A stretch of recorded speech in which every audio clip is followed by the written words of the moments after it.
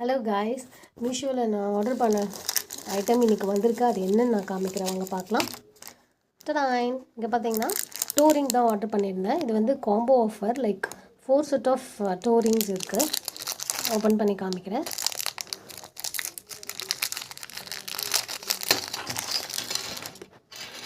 So இது வந்து இதோட ஃபூட் மாதிரி கொடுத்துருக்காங்க, லைக் குழந்தைங்க கால் மாதிரி இருக்குது, அழகாக இருக்குது.